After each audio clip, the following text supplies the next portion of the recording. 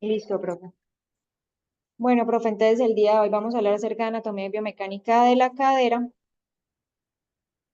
Ujú. ¿Qué me pasa? Ah, ya.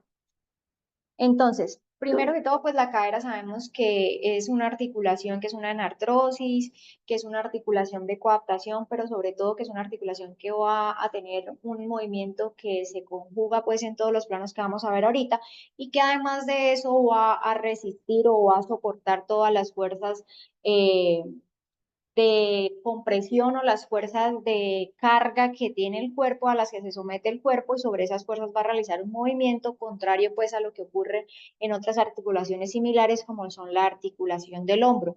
Siempre la comparan mucho por los movimientos que se logran hacer y por la forma, sin embargo vamos a ver que la cadera es un poco más limitada, sin embargo más estable que la articulación del hombro por los componentes que tiene añadidos.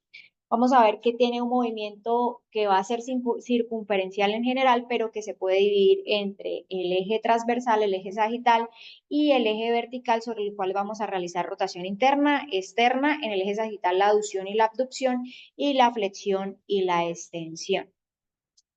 Así vamos a mirar la anatomía, pues a medida que vamos mirando como la biomecánica de cada una de las partes, pero en grandes rasgos sabemos entonces que la cadera está compuesta por la cabeza o la epífisis y la metáfisis principal del fémur y por la lugar donde se articula, que es el acetábulo. De añadido va a tener que estar recubierta pues de una superficie de cartílago, tanto el fémur como el acetábulo, y además vamos a tener como una estructura fibrocartilaginosa que es el labrum acetabular y que nos va a servir como coaptación.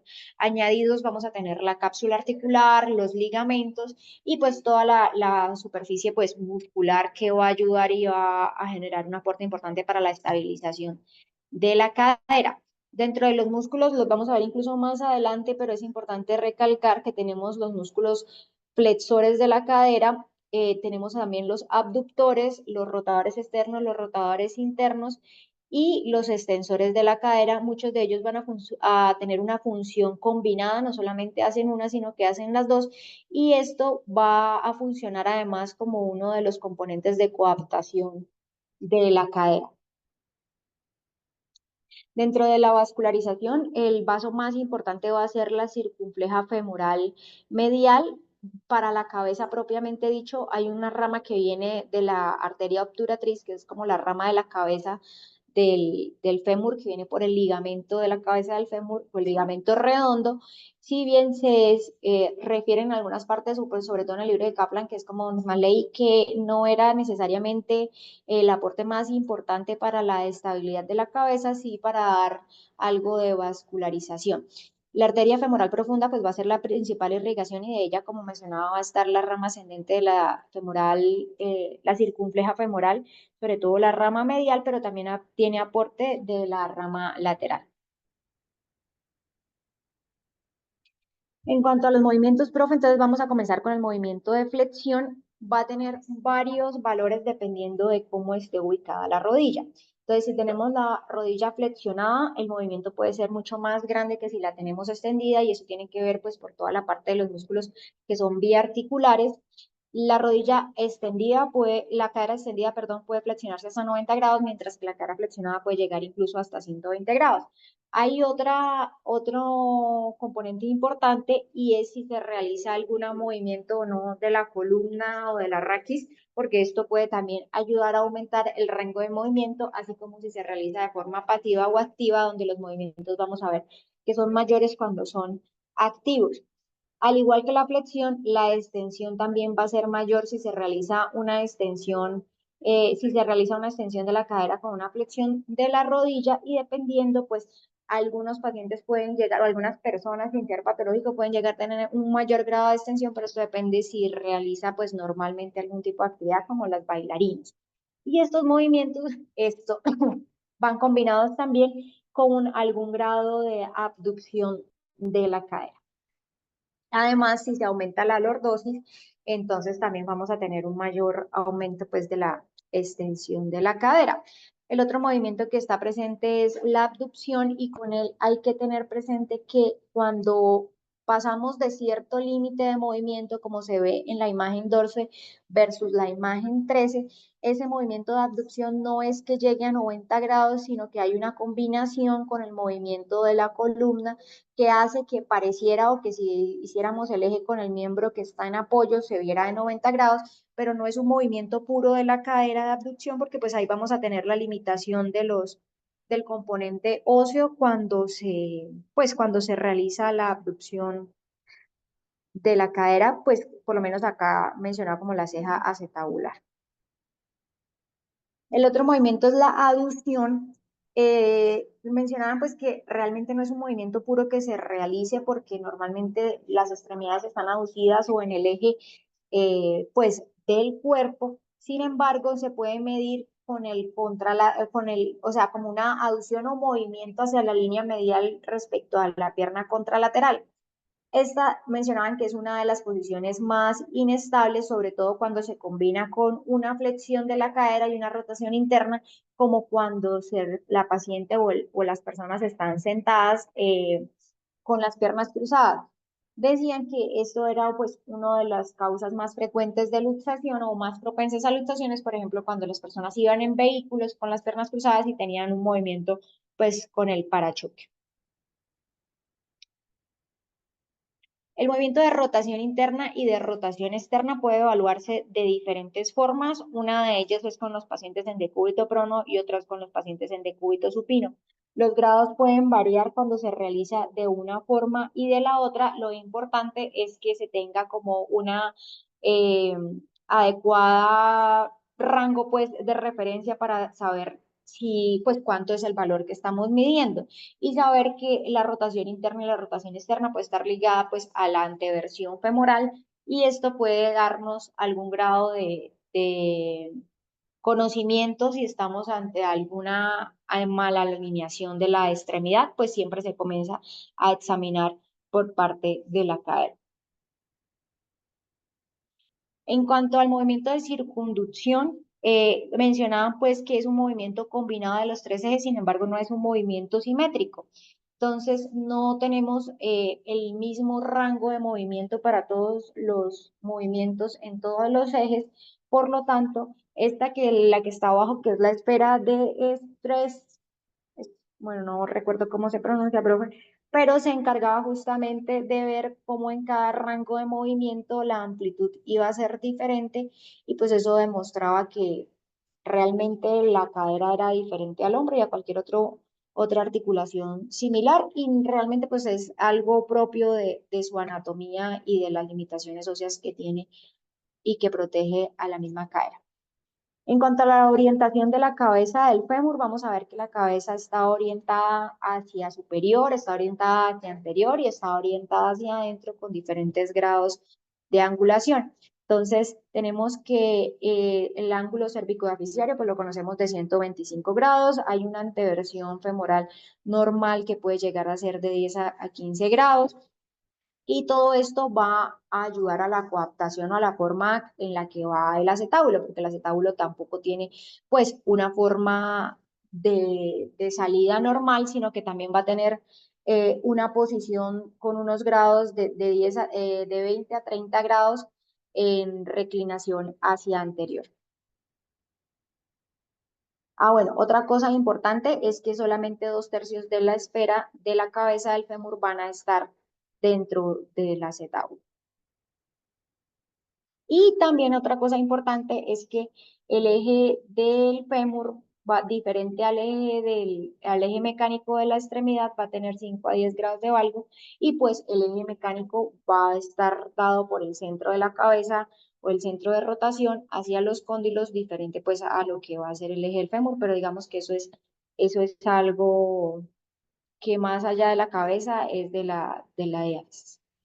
Esto era parecido a lo que le mencionaba acerca de la forma en la que está ubicada el acetábulo. Sabemos que el acetábulo pues tiene parte del hueso ilíaco, del pubis y del hueso isquion, está orientado hacia abajo y hacia adelante y el ángulo va a ser 30 a 40, algunos lo mencionan desde 25 grados hasta 40 grados. Y el ángulo de recubrimiento que es el ángulo de Gilbert. En cuanto a los nexos de la superficie articular, entonces, algo interesante que mencionaban ellos es que cuando la cadera está en bipedestación, no hay un cubrimiento total de la cadera. Entonces, cuando cubre normalmente o cuando cubre totalmente la cadera en una posición específica y es en una posición de cuadrúpedo. Entonces ellos decían, bueno, ¿será que por esa razón nosotros venimos de esa posición o fuimos creados de esa posición donde una flexión de 90 grados con una abducción y rotación externa es la posición más segura y donde la cadera va a estar totalmente cubierta? ¿Es así? Pues no lo sabemos, pero así. Y en cuanto a la arquitectura de la pelvis, entonces vamos a ver que la cadera tiene un efecto de voladizo. ¿Eso qué significa?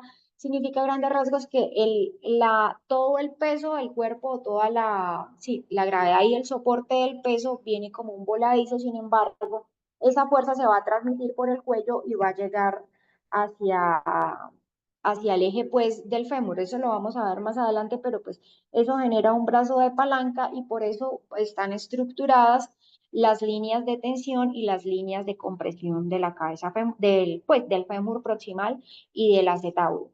Entonces, en general, vamos a tener unas líneas de compresión que van a ir desde la cara interna hacia la cara externa y hacia la cabeza del fémur, y unas líneas de tensión que van a ir desde la cara lateral hacia la cara medial y hacia la parte del centro también medial de la cabeza del fémur. Hay unas líneas que son principales y hay unas líneas que son secundarias.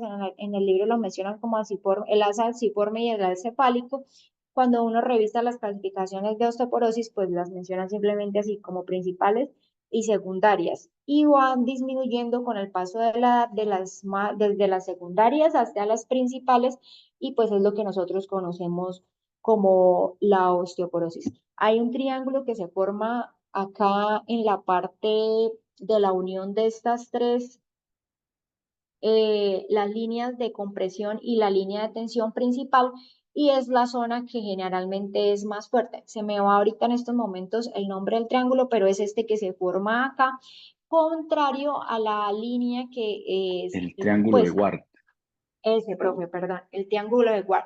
Y la parte que queda más desprovista de las líneas, que es la parte, la zona pertrocantérica que señalo con el mouse, es por donde normalmente se nos van a venir los trazos de fractura, que pues realmente es la parte más débil de la zona pertrocantérica en relación al cuello.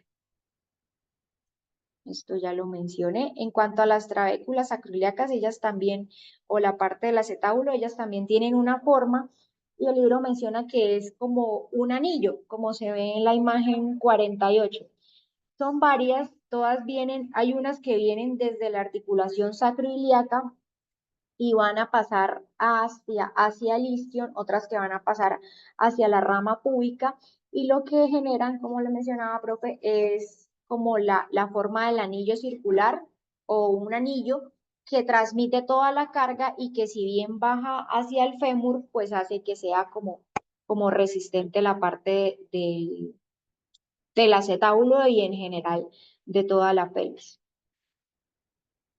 Entonces, comenzando con algunas partes específicas, el ligamento de la cabeza del fémur, pues es una cintilla aplanada, fibrosa. Entre sus principales características está la irrigación más que la estabilidad, pero vamos a tener tres haces. Un haz posterior isquiático, que es el más largo, el haz anterior púbico y el haz medio. Dentro de las funciones vamos a ver que él se va a replegar pues dependiendo de la posición en la que esté la cadera. Sin embargo, como él mencionaba, la mayor característica que mencionan pues es la parte de la irrigación, más no la parte de la estabilidad. Entonces, no hay como una limitación o una protección para la luxación dependiente del ligamento redondo, pero sí vamos a tener que, dependiendo de la posición, pues él se va a tensar o se va a poner eh, como plegado. Entonces, por lo menos para la flexión no tenemos ningún cambio. Sin embargo, para la rotación interna sí se va a tensar, igual que para la aducción y para la rotación externa. En cuanto a la cápsula articular, profe, está descrito que ella se va a insertar dependiendo si es anterior o posterior sobre la línea intertrocantérica o la línea trocantérica anterior, y posterior un poco más distal más proximal, perdón, y sobre la cápsula, sobre el acetábulo, sí en el reborde, pues, acetabular. Ella va a tener diferentes como líneas o diferentes configuración de sus fibras y una de ellas, pues tal vez la más importante, son las fibras arciformes y las fibras circulares. Las fibras circulares se conocen porque es la porción de la cápsula donde pues se adelgaza más y es una, al igual que las de las fibras arciformes, que generan como ese efecto de coaptación que es muy importante en la cadera porque pues permite mantener la reducción pues evitar como la luxación. Sin embargo, pues también hay fibras longitudinales, fibras oblicuas y pues las otras que ya habíamos mencionado. Además de eso, hay algo que se llaman como pliegues sinoviales o la férula capsulae y son las repliegues que tienen tanto anterior como posterior, como anterior no, como superior e inferior. Entonces ellos mencionaban que, como yo mencionaba, pues ahorita tanto posterior como inferior, la cápsula se inserta un poco más cercano a la cabeza del fémur y esto va a permitir como que haya un movimiento libre sin que se genere como esa tensión que provenga de la cápsula, pero sigue siendo, teniendo todos los componentes y las fibras que habíamos mencionado y entendí que le seguía dando pues el mismo efecto protector, pero permite pues el repliegue y la movilidad de la cadera en toda su extensión. Decían que la cápsula se dividía como en dos compartimentos, un compartimento externo y un compartimento interno dividido por las fibras circulares que mencionaban ahorita y los pliegues que son como los que permiten ese movimiento sería el supralímbico y los pliegues pues, acetabulares. En cuanto a los ligamentos de la cadera, vamos a tener unos ligamentos anteriores y unos ligamentos posteriores. Entonces, en la cara anterior vamos a tener el ligamento iliofemoral que va a tener dos haces, unas superior y unas inferior. El as superior va a ser el as más fuerte y cuando se realizan movimientos de extensión va a ser el que más se tensiona. Está reforzado además por el tendón de la cabeza recurrente del recto femoral y por la cara profunda del glúteo menor. Sería este que estamos viendo acá y el as inferior o ilio pretrocanteriano sería este as que vemos acá. Ellos se van a insertar, eso es como una inserción combinada con la cápsula articular sobre la línea trocanteria anterior y en la parte del acetábulo sobre el reborde acetabular. Y está el ligamento pubofemoral, realmente es el que se encuentra en la parte de abajo, es decir, este ligamento de acá. Él se inserta en la eminencia iliopectinia y en la fosa pretocranteriana. No mencionan que sea pues de los más importantes o uno de los más fuertes, el más fuerte realmente es el iliofemoral, sí, pero pues de todas maneras hace parte del conjunto, al igual que el ligamento isquiofemoral, que es el ligamento siesta posterior. Ahora, algo que sí, y sobre todo aquí en esta imagen se ve, es que esos ligamentos están como, o sea, no son totalmente rectos, sino que ellos forman como una espiral. Entonces, dependiendo si nosotros damos rotación interna o rotación externa, podemos hacer que unos se extiendan y otros se hagan como más se replieguen, por decirlo de esa manera. Entonces, en extensión vamos a ver que todos los ligamentos se van a tensar, mientras que en flexión todos se van a distendir y hace que sea mucho más inestable la cadera o pues se pierda un poco ese efecto de protección. Por eso se usan más en flexión. Y cuando realizamos rotación externa y rotación interna, también vamos a tener que, dependiendo de si es una rotación externa, los ligamentos anteriores se van a tensar y los posteriores se van a relajar. Si es una rotación interna, pues el ligamento isquiofemoral, que es el anterior, se va a tensar un poco más. Se va a relajar, perdón. Y cuando realizamos aducción y abducción, entonces el as superior se va a tensar en la aducción y en la abducción se va a relajar. Y el pubo femoral se va a relajar o se va a distender y el tubo femoral se va a tensar más en la abducción. O sea, hace parte como de los movimientos o depende como de los movimientos que tengamos.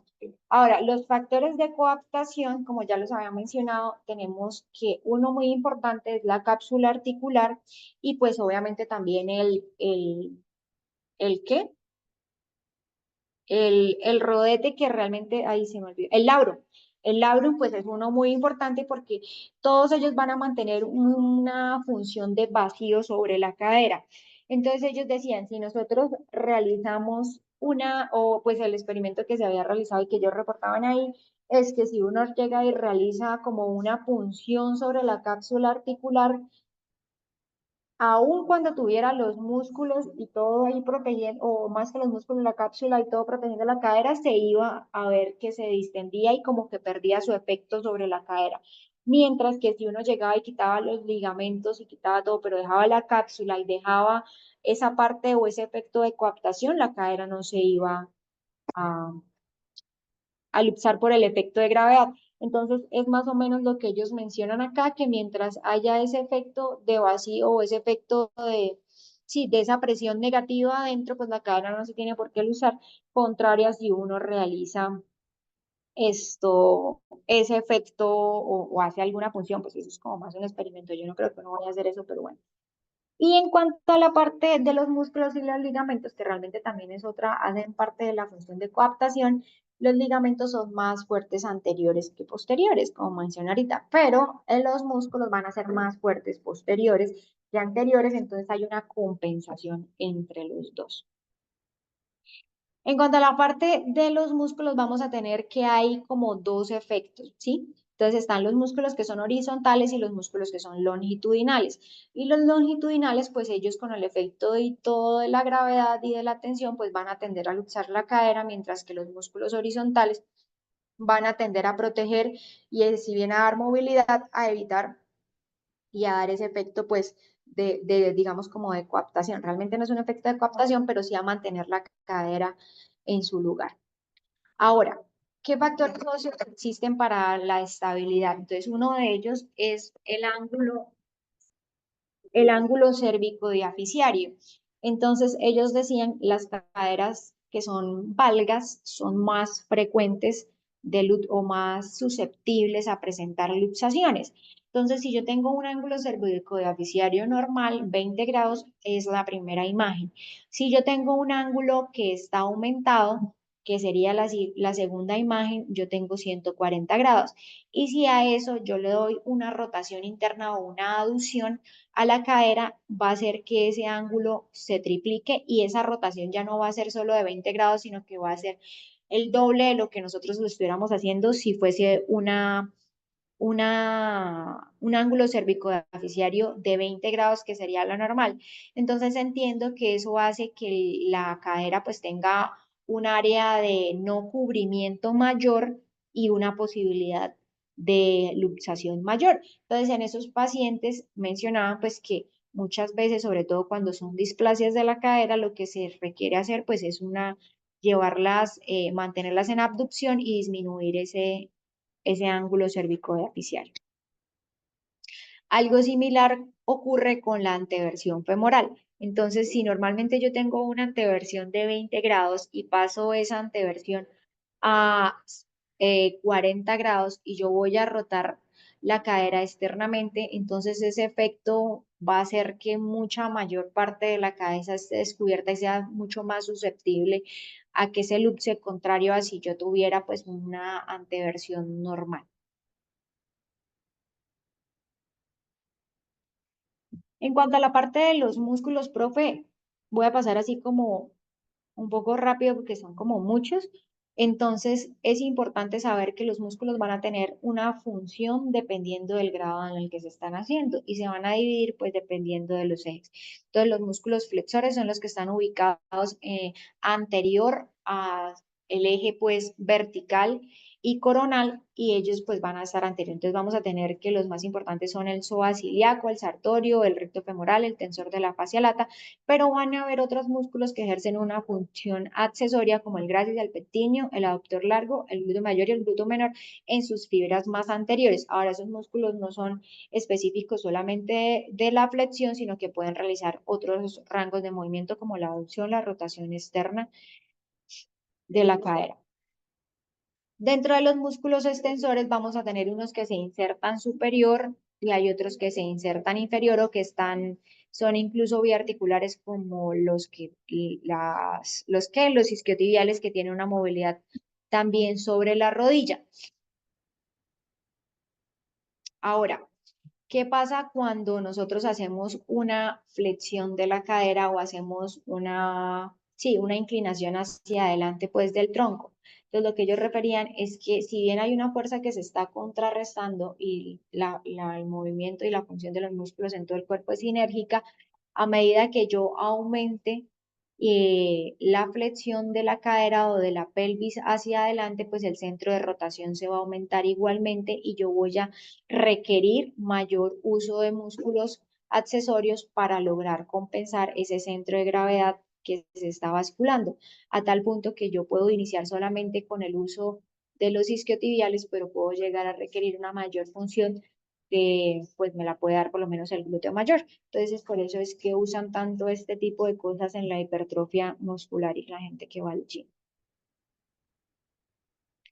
En cuanto a los músculos aductores, tenemos los mismos músculos, son el glúteo medio, el glúteo menor, el tensor de la fascia lata, todos tienen su función pues al abducir la cadera, pero hay que recordar que dependiendo de las fibras, si son anteriores y posteriores, me pueden ayudar a realizar otros arcos de movimiento.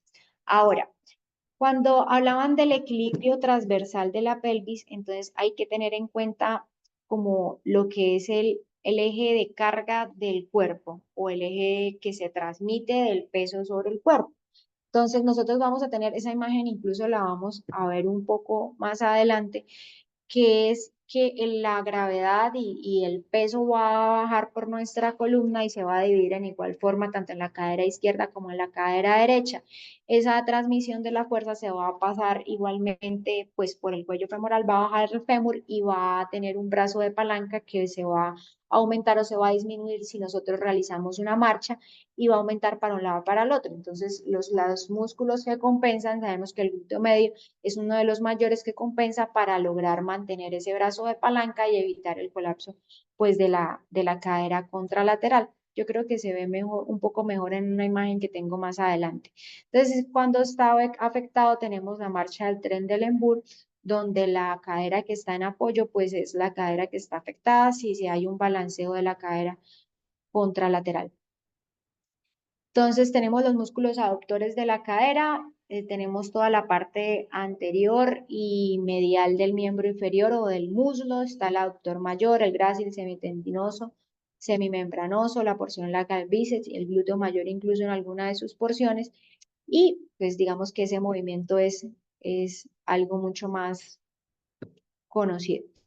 En cuanto a los rotadores externos, vamos a tener que hay unos músculos que son velvitrocantéricos y algunos que están o hacen parte del grupo de los aductores.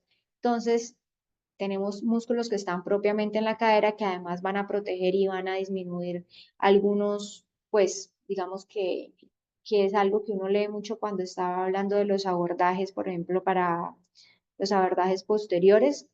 Uno de los puntos a tener en cuenta precisamente es la función de los rotadores externos. Cuando nosotros los quitamos y no los logramos reinsertar, pues es uno de los factores de riesgo para producirse ese tipo de luxaciones, pues por la protección que estos mismos generan.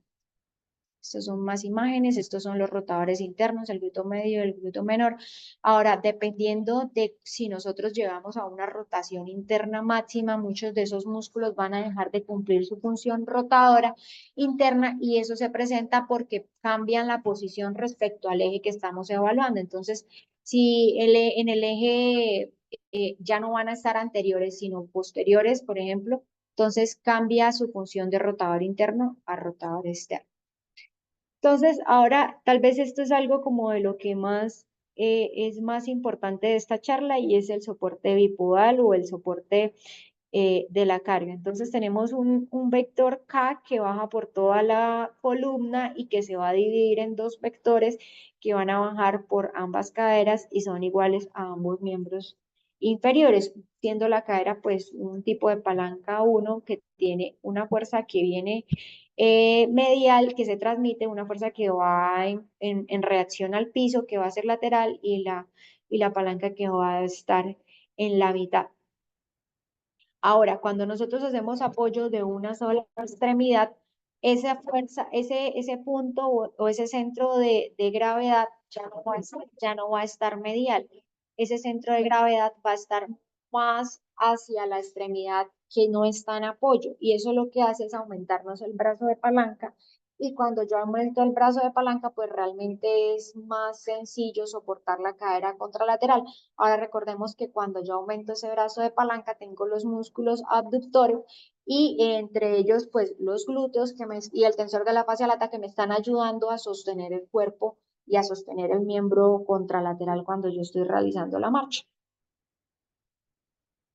Entonces, esta imagen lo que nos quería mostrar es cómo eso termina en un vector resultante, ¿no? Entonces, es el vector Q que se traduce del brazo de palanca y el vector P, que es el vector, pues, que viene de la transmisión que igual iba de la fuerza o de la gravedad o del peso que venía por la columna y va a bajar al miembro inferior y esto da un vector M. Y el vector K, que sigue siendo de todas maneras el vector de la gravedad que se va a lateralizar hacia el miembro que no está en apoyo. Entonces esto va a dar un vector resultante que va a ser el vector R. Y nosotros vamos a tener otros vectores, que es el vector de la fuerza de reacción al suelo, que es el que ejerce el suelo cuando nosotros realizamos el apoyo, y todos se van a ver centrados en la cadera. Ahora deben ser unos vectores que se equilibran y se contrarrestan teniendo los mismos valores, pues para que nosotros podamos tener una marcha normal. Y listo, profe.